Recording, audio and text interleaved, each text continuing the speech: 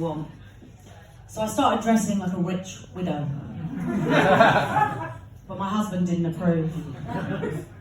But the joke's on him, because he doesn't exist. Of course, there's some advantages in that.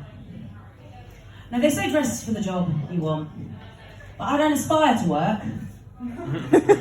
So, I've taken up nudism just to be on the safe side. But it turns out that women taking their clothes off can in fact be deemed work these days. Quite lucrative for some, apparently. No.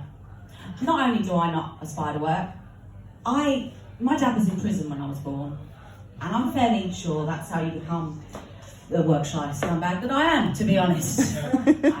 My dad's story is quite an interesting one. I recently lost him. Obviously, metaphorically, it's quite hard to lose someone who wears an ankle tag in reality.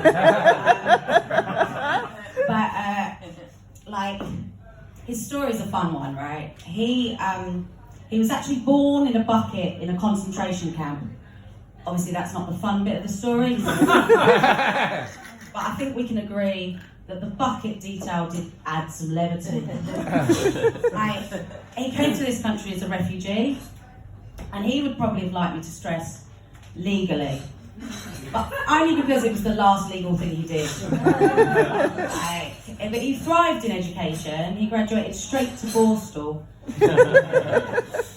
And then from there straight to prison, and he didn't work a day after that. And that's how I know he didn't come to steal anyone's job. He acclimatised to the UK culture so well, he voted for Brexit and became a racist. And I think we can agree there's nothing more British than that. But it's problematic, you know. There's not many people who can say that their family story is a triumph for both diversity and racism at the same time. Problematic. But he's not even, well, as I say, he died recently. And, you know, it turns out it's true what they say, that crime doesn't pay. Because all I inherited was 2 burner phones. Would have been nice if any of them had been in credit. Sadly not. But he's not even the most problematic member of my family.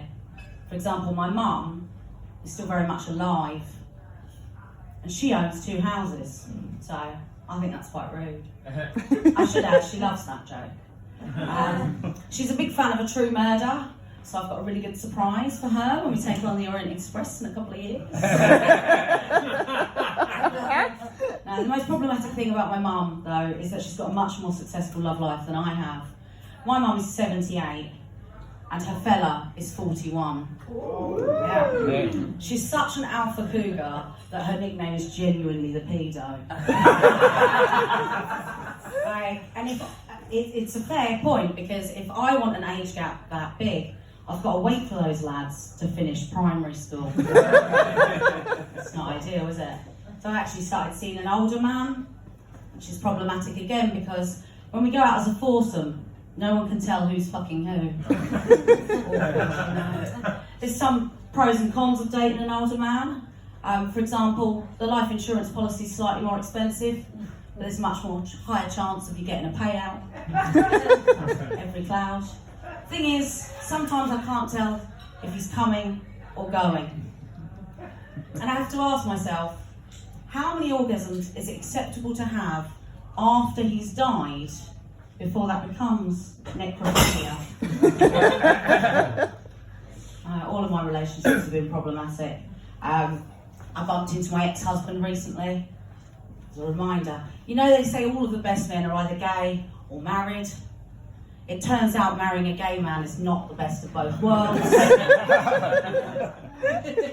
He told me he'd been diagnosed with borderline personality disorder, so I think we can agree it was him. But I was just happy for him that he finally developed a personality. It's good for him. And then I got dumped by a guy, and it was pretty upsetting. He made me homeless. But worse still, he was also my drug dealer.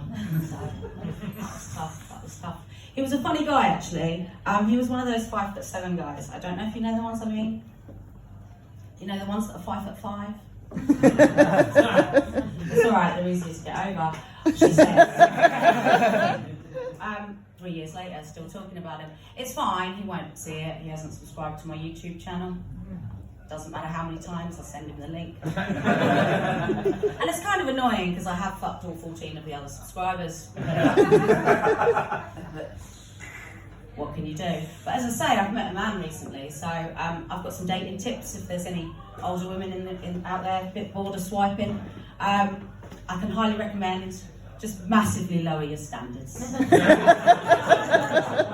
And I didn't really have standards to start with, to be honest. Like, all I ever wanted from a man was own hair, own teeth, own job. So at this point, I'll take 2 out of 3. I'm taking him to Turkey next summer. Right, no, it's fine. The problem with lowering your standards, of course, is you find quite quickly you're being ghosted by a man with 3 teeth who lives in a van. Anyway, that's been me.